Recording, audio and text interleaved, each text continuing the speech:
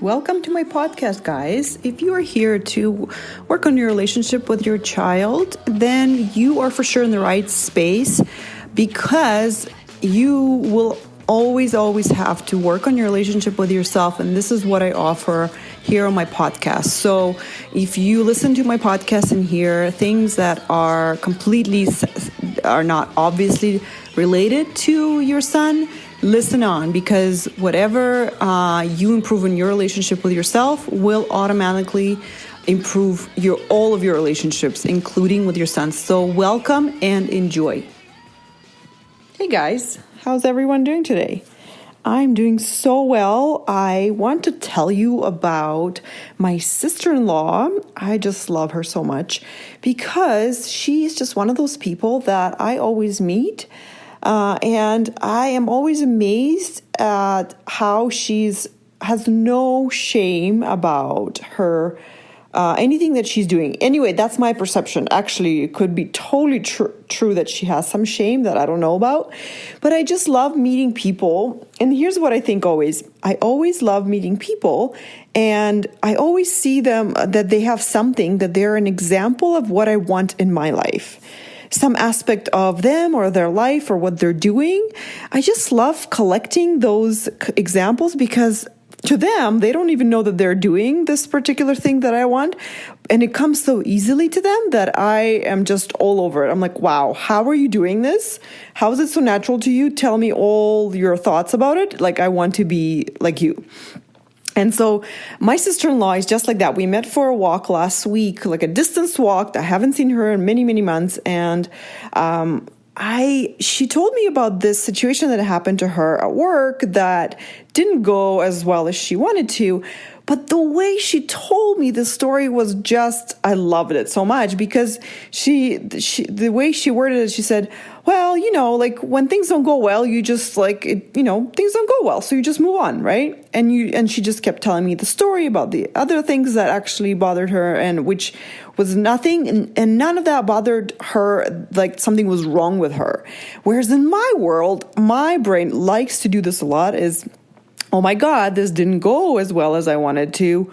There's something wrong with me, or I'm doing something wrong. And it's not like it's even conscious. It's very sneaky and subconscious. And the way it manifests in me is just in a bad feeling. I just feel bad about myself, right? But because through coaching work, I'm so much more aware of it that I'm onto it. Even if it's subconscious, I feel the feeling. And I'm like, oh, there it is. There's that feel like where I'm criticizing myself and I'm thinking something's wrong with me, right? So when I saw my sister-in-law just tell me that story, first of all, when we're ashamed about ourselves, we don't like to talk about that part of ourselves. The shame likes to hide, right? So just the fact that my sister-in-law told me about it is the first indicator that she's not ashamed that happened and the way she showed up.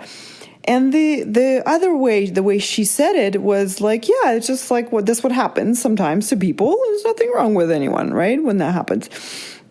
So I loved how she did that. So that happened. And I love seeing when people do it so naturally, because to me, that is such an inspiration to imagine, like, wow, if she can live in her life and do this so naturally, like not making mean anything about her, then maybe I could do that. I could adopt the same thinking, right?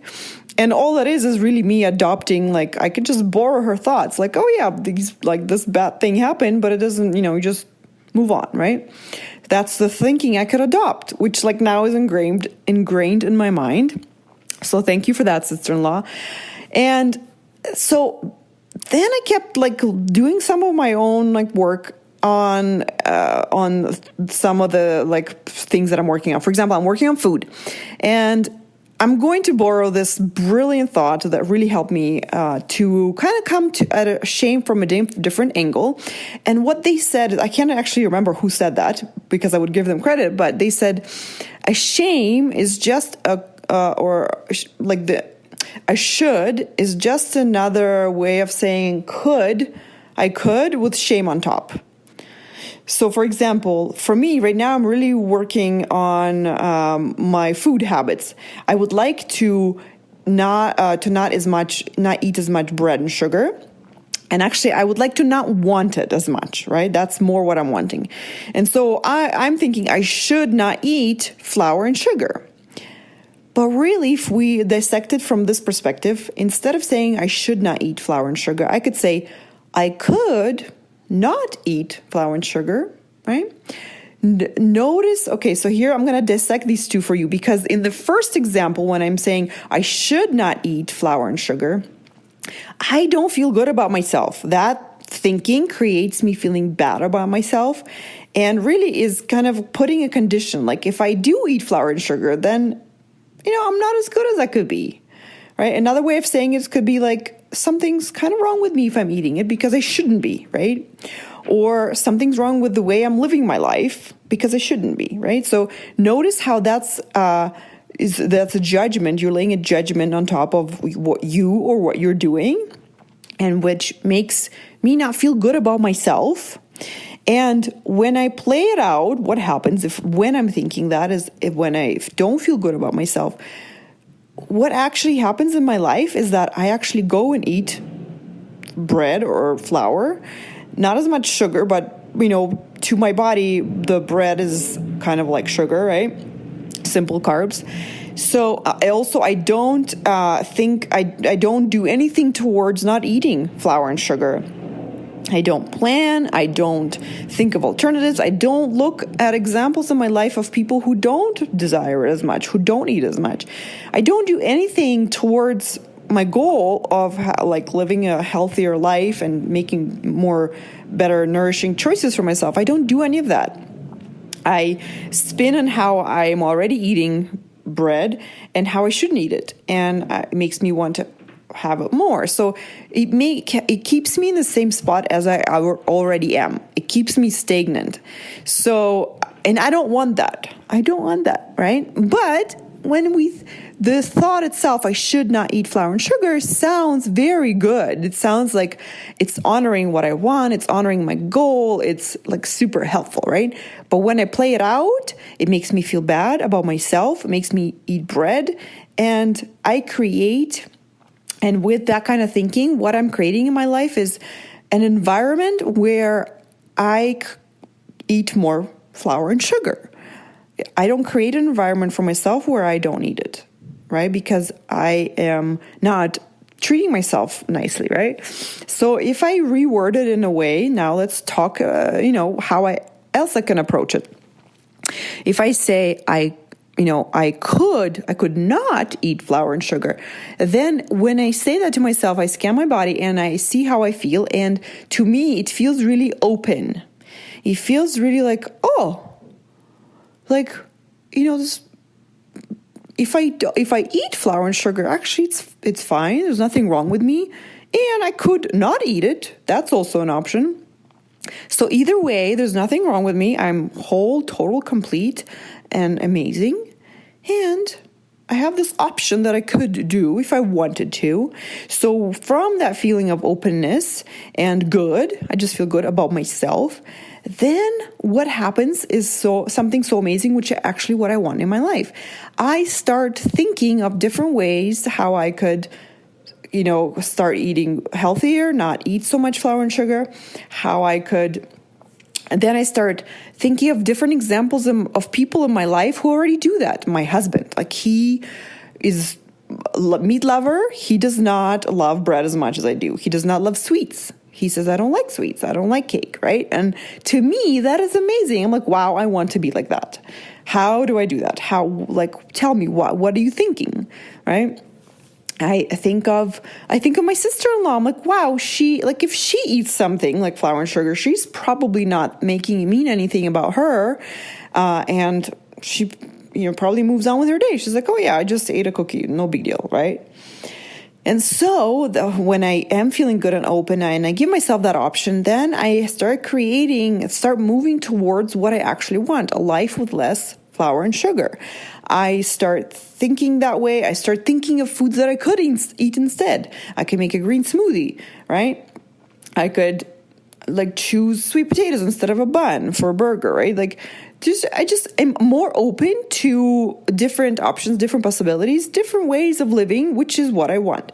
So the thinking that I could, just me switching out the one word from I should to I could, has me feeling very differently about myself and food, and has me acting very differently about me and my food.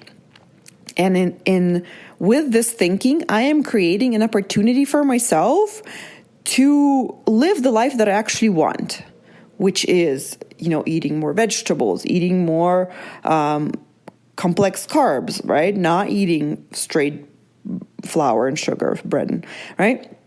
So that, to me, is so profound to see what these two different words have me creating, that I really wanted to share with you. And you can really apply it to yourself in any should, right? If you notice the should, there is a little bit of shame there. And it could not be like that conscious thought, like, oh my gosh, there's something wrong with me.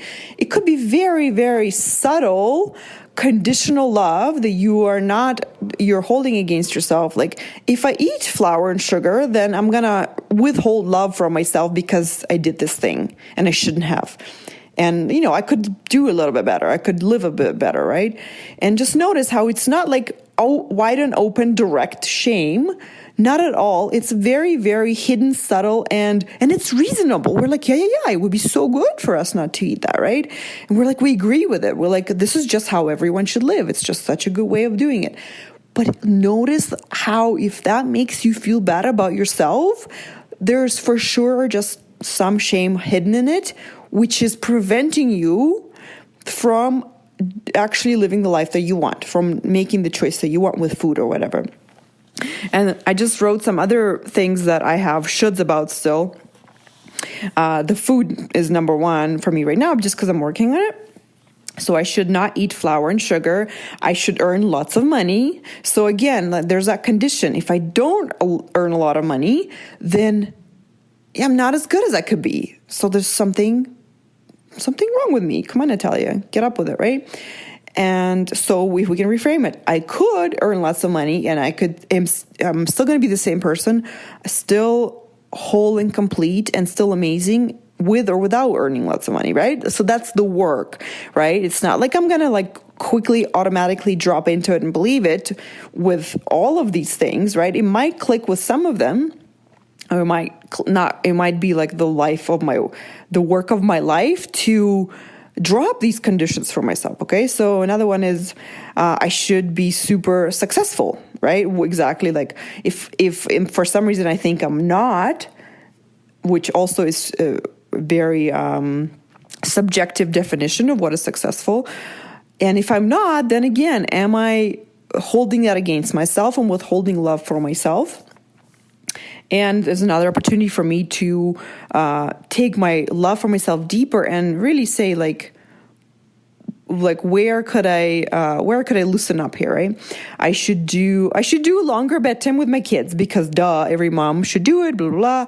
I should be just such a good mom. I should do as long bedtime as possible. And by the way, I have 4, right? So last night or the night before, I put all 4 to bed. So again, I'm putting a condition on myself where it's a win-lose or lose-lose situation, right? So if I don't do a long bedtime, then I am going to not be as proud of myself. But if I do a super long bedtime, I might do it at my own expense. So again, it's a lose situation for me because I'm not honoring my own needs, right? So then I can say I could do a long bedtime if I wanted to. And if I don't, it's totally fine. Again, when I just say that, my sister-in-law comes to mind because she's always been such an example for me with kids and the food and even food for the kids. Oh yeah, it's fine. If my kid doesn't eat vegetables for a week on her own accord, right? I'm not going to make it mean anything about me as a mom that my kid didn't want to eat vegetables. This child knows exactly what she wants to eat, and if whatever she wants to eat, it's totally fine, which to me is wow, that's complete freedom. I love it so much. So I love it. And what else? I should, this is something that I wrote down that a lot of us moms share. Again, not my sister-in-law. I think she's like amazing. We say, I should enjoy my time with my kids. Now that is like the most poisonous thought I have ever seen in myself and my clients, because it implies that you should be a robot and enjoy, like, that's just not human. Raising kids is hard work, turns out, and it's not enjoyable all of the time. And if we make it mean something about us that when we're not enjoying time with them, then we're laying shame on top of what is. And what is nothing wrong with that. Sometimes we just don't enjoy time with our kids, right? So I could enjoy time with my kids all the time, but if I don't enjoy time with my kids all the time, that's totally fine. I'm just a human mom, and raising kids is hard, right? So sometimes we forget that, right? And then another one I've seen is I shouldn't be tired, which again, like, why shouldn't you be tired, right? You could say, I could be rested at the end of the day, but if I'm not, that just means I had a full day and I spent all my energy. Perfect. It's time for bed, right? So kind of like these thought errors, right? I should not eat flour and sugar is a thought error. No, I could do whatever the heck I want. I'm a grown up. I can eat all the flour and sugar all my life, and it's totally fine. There's nothing wrong with me doing that. And if I don't have to make it mean anything bad about me or what I'm doing, right? It's just an option. I don't have to eat it, right? It's just an option. So again, just a reminder how this relates to you and your relationship with your son is you working on your relationship with yourself. And part of that relationship with yourself is how you treat yourself, how you feed yourself, what do you say to yourself. And if you are layering shame on things that you are doing, that is you're only going to do that more with others, right? Not more, maybe the same amount, but you're just going to lay the same conditions on your son, right? And if we clean that up in ourselves, it's just going to, again, kind of drip down to our relationship with our son and everyone else. So again, I hope that this totally makes sense to you. And if you need any help with any of this, I would love to help you with these thoughts, because sometimes I just had a session with my coach before this, because it's easier for my coach to see my thoughts from outside of my brain than it is to see my thoughts from inside of my brain, right? That's why coaches have their own coaches, right? So I am basically like a gym for your mind. This coaching is just a workout for your brain. Clean it up. If we don't clean up our brain, our mind, then it just gets cluttered and we don't even know what's in there, and it just gets stinky, right? We don't want that to happen to our brain, and the coach just helps you kind of clean up those thoughts. And so if you need any sort of management or cleanup, or just kind of if you're confused, I would just love to have that conversation with you and help you. I would love to help you straighten out your thoughts and change your shoulds to the coulds, like loosen that grip a bit, okay? Well, have a wonderful week, guys. I love you all, and I'll talk to you next week. Bye.